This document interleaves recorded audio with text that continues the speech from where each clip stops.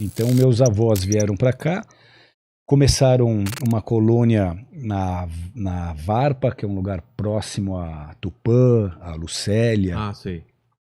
É uma colônia de letos, de russos, de polacos, que fugiram de lá para cá, começaram a vida aqui, e aí eles ajudaram ali, participaram dessa colônia, fundaram igrejas batistas. E eu tive no lado da minha mãe esse lado espiritual. Minha mãe era uma pessoa que lia a Bíblia, ensinava a gente, brigava pra gente ir pra igreja. E o meu pai, que casou com ela e depois meio que aceitei Jesus para poder casar com você, sabe? Essas coisas. Ó, tô aqui, tô na igreja, hein, casa comigo. Na verdade, ele amava a Deus, ele amava Jesus, mas ele nunca teve uma experiência que o levasse a viver realmente o cristianismo. Então ele tinha fé, cria em Deus, mas não vivia, não seguia, não ia à igreja. A briga de domingo era ele querer ir para o clube e minha mãe querer ir para a igreja. A gente cresceu vendo esse lado meio dividido. Então eu tive a chance de ter uma mãe com muita fé, com muita vontade de transmitir a mensagem do cristianismo para a gente. Tanto eu quanto as minhas irmãs, a gente cresceu com essa base. E foi isso que me ajudou muito, porque depois na vida adolescente, na vida adulta, quando eu precisava, eu sabia onde correr. E foi numa desses episódios que eu realmente tive a minha experiência pessoal, porque uma coisa é você escutar e você ver outras pessoas tendo seus caminhos visitados por Deus, as suas transformações. Outra coisa é você ter aquela experiência que você não consegue fingir que não aconteceu. E foi o que me pegou, porque eu com 19 para 20 anos, pegando onda, desde os 15 fui acampar na Trindade, que é uma praia divisa de São Paulo com Rio de Janeiro, e com os amigos, no final do fim de semana eu falei, vocês vão embora, eu vou ficar aqui, vocês me buscam semana que vem, eu não tenho nada essa semana, eu vou ficar aqui surfando. Eles foram, eu fiquei lá com o meu tijolinho de maconha, minha latinha de Nescau, minha latinha de leite ninho, a roupa do corpo e mais uma bermuda que eu trocava. Eu falei, eu vou ficar uma semana aqui só surfando. Na semana seguinte eles não apareceram, porque a mãe de um deles descobriu que eles estavam fumando maconha, deu uma surra no cara, tirou o carro dele e eles me deixaram lá na Trindade. Isso em 92, eu sem dinheiro, na maior roubada, e lá eu comecei a ter minhas primeiras experiências.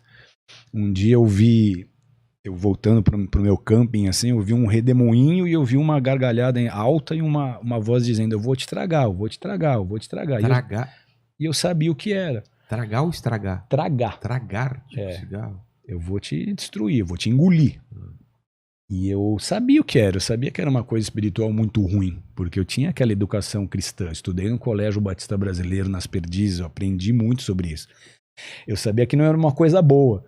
E eu fiquei assustado com aquilo, porque eu falei, puxa, me deu medo. Eu falei, Deus, se o senhor quer falar comigo, me manda alguém, me dá um sinal. E aí sentou uma moça na barraca do lado, assim, começou a puxar papo, daqui a pouco ela estava falando de Jesus. E ela falou, guarda isso, você vai precisar de Jesus, chame por ele. Chama o nome dele. E aquilo ficou pra mim. Aí um dia eu tô sentado no Caixadaço lá, que é uma praia, olhando o mar, me deu uma fome, porque eu ficava com dinheirinho contado ali, comia um PF, um pão com ovo por dia. Me deu aquela larica, eu falei, nossa Deus, a menina falou que era só pedir que o senhor ia me escutar, eu tô com fome. Mas não deu 3 minutos, o cara subia e falou, ô alemão, comprei um abacaxi aqui pros meus filhos, eles não querem, você não quer pra você? Aí quando eu peguei o abacaxi, eu olhava pro céu, olhava pro abacaxi, eu falava, é assim? Você fala assim? Você já responde? É assim que funciona? É muita coincidência, não é possível. Será que foi isso mesmo? Ele respondeu minha oração assim, automático. Aí no outro dia eu fiz um outro testinho. Eu, na praia também, no Cepilho, falei, Deus, tô com fome, de novo. Ato seguinte, um cara me chama, fala, olha, irmão, tem 2 pêssegos aqui, pega aí. Me jogou 2 pêssegos. Então isso foi me dando uma prova de que, além de existir, ele me escutava e ele se importava. Porque quando eu chamava, ele me supria. O final disso foi que quando eu acordei no sábado e eu vi que os caras não vinham me buscar, eu falei, o que eu vou fazer agora? Eu tô com essa barraca aqui, sem dinheiro. Era uma ladeira que chamava Ladeira do Deus Me Livre, 7 quilômetros que se chovesse ninguém subia nem descia, se não chovesse ninguém subia nem descia, porque eu ficava todo empoeirado, os carros patinavam. Eu falei, vou ter que subir, não tinha celular para avisar onde eu tava. Eu falei, vou ter que subir, pegar uma carona, ficar vindo de carona do Rio de Janeiro até São Paulo. Eu falei, como é que vai ser? Eu acordei e eu tinha uma avó russa, que toda vez que ela me abraçava, ela dava um jeito de citar um versículo no meu ouvido. Ela falava: entrega o teu caminho ao Senhor, confia nele, o resto ele fará. Entrega o teu caminho ao Senhor, confia nele, o resto ele fará. E aquilo ficou. E eu acordei lembrando desse versículo. Eu falei: bom, então já sei quem que eu tenho que procurar. Eu ajoelhei na minha barraca, lá fiz uma oração, falei de uma frase. Falei: o Senhor é meu pastor, nada vai me faltar. Saí para surfar, quando eu tô saindo, tá entrando um carro no camping que eu tava. Era fora de temporada, os campings todos estavam vazios. Ele podia entrar em qualquer camping, ele entra bem no meu. E entra me pedindo o seguinte: você não sabe quem tem cadeira e barraca para alugar? E as duas únicas coisas que eu tinha, além do que eu já contei aqui, era cadeira e barraca que os caras tinham esquecido lá e tava dentro da barraca. Eu falei: eu tenho. Aí ele: pô, você me aluga? Não, alugo não, pode usar. Só que se eu não tivesse feito isso por ele, ele nunca faria o que ele fez por mim depois. Eu saí para surfar, quando eu voltei, sem sabendo o que eu ia comer, ele tinha feito um churrasco, uma picanha, uma coquinha gelada já me esperando. Alemão, senta aqui, vamos comer. À noite, o cara era ele mete uma lula refogada, me chama para comer com ele. No outro dia, ele mais a esposa, uma amiga deles, me fazem um café da manhã daqueles de hotel 5 estrelas, e ele fala: vem comer com a gente. E nesse café, eu escutei Deus me dizendo: você vê como é que funciona? Você fez do seu jeito e você está a semana inteira comendo pão com ovo e passando necessidade. Uma oração que você fez, colocando tudo nas minhas mãos, eu estou cuidando de você desse jeito. E é assim que vai ser na sua vida. Se você entregar tudo, eu vou cuidar de você. Eu te amo. Eu quero te mostrar quem eu sou. E isso me transformou. Eu voltei de lá muito tocado. Eu não me converti ainda, mas fui muito tocado ali. Por quê? Porque logo depois era a época de dar trote em bicho na faculdade. Os nossos trotes eram verdadeiros shows. A gente fazia a faculdade inteira ir pro pátio, pintava todo mundo, botava a música da Gretchen, fazia os caras dançar, fazia nego surfar, era tênis voando no telhado, era o show. Falei: cara, não vou ficar aqui, né? Então eu acabei me afastando, esqueci do que eu tinha vivido, voltei a beber, voltei a me drogar. Só que aí foi carnaval de 1992. Eu fui para uma praia deserta com vários amigos, num condomínio fechado, uma casona, e nessa praia eu peguei, e nesse carnaval, nessa oportunidade, eu descobri que na Trindade eu havia pego hepatite. E eu com hepatite, bebendo, cheirando, fumando, e isso foi me afetando, foi me afetando, foi me afetando. Fui me olhando no espelho, eu estava cada vez mais magro, amarelo, esquisito, não sabia o que era. Até que um dia eu fui entrar em Tamambuca para surfar, eu caí sentado na praia, meus amigos viram que era sério e me levaram na farmácia. Na farmácia me deram uma injeção de glicose. Porque, carnaval, esse maluco, menino tá doidão, bebê, é glicose. E na hora eu fiquei bem, mas depois a glicose atacou meu fígado. Aí eu tô no meu carro, sentado aqui na estrada, um amigo dirigindo, de repente eu fiquei cego. Eu com os olhos abertos não enxergava nada, meu corpo travou, só senti um calafrio no corpo inteiro, uma dor no corpo inteiro, meu coração disparou. Eu só comecei a ouvir um apito, assim, comecei a apagar, e aí eu vi o redemoinho de novo, ouvi a gargalhada de novo, e a voz falava: eu não falei que eu ia te estragar, eu não falei que ia te estragar, e gargalhava.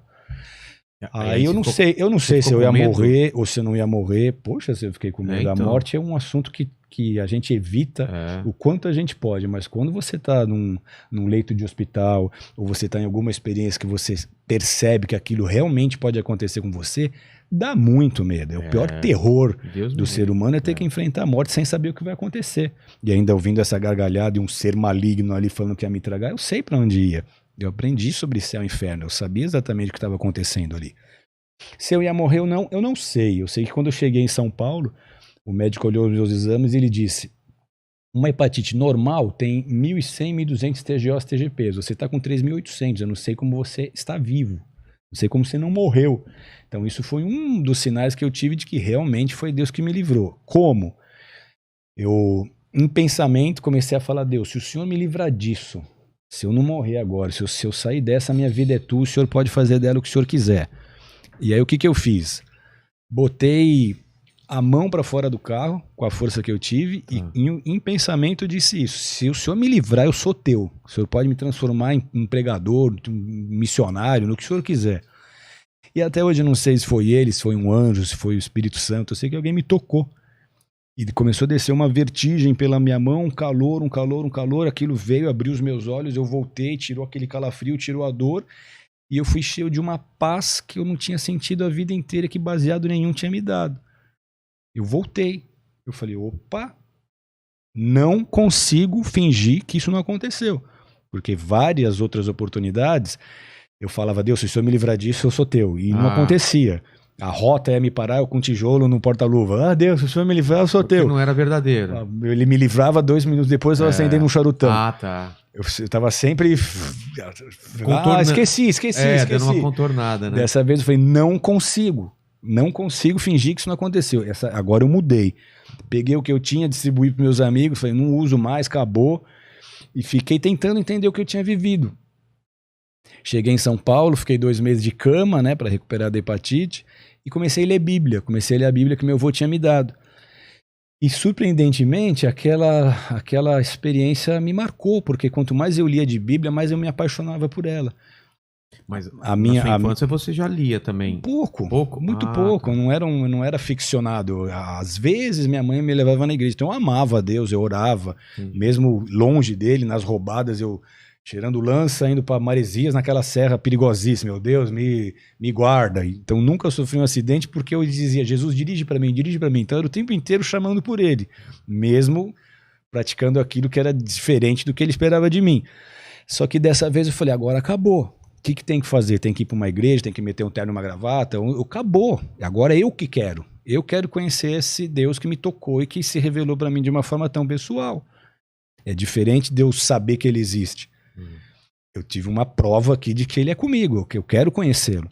Fiquei lendo Bíblia, aquilo foi muito importante para mim, porque você lia textos, ou eu lia textos, que eu dizia, como é que isso foi escrito há milênios e está fazendo tanto sentido para mim agora? A sensação que eu tinha é que eu estava num diálogo com Deus, que as minhas questões ele respondia com a própria palavra. Aí eu sarei da hepatite, naquele ano eu realmente me converti, demorou um pouquinho ainda, foi um processo, mas eu realmente me converti e eu entendi que a minha missão na Terra era poder compartilhar aquilo e mostrar o Deus lindo, maravilhoso, que criou as praias, que criou as cachoeiras, que criou as montanhas, que criou o mundo. Esse Deus que é bom, a minha missão era mostrar para os meus amigos e para a minha geração que ele era bom.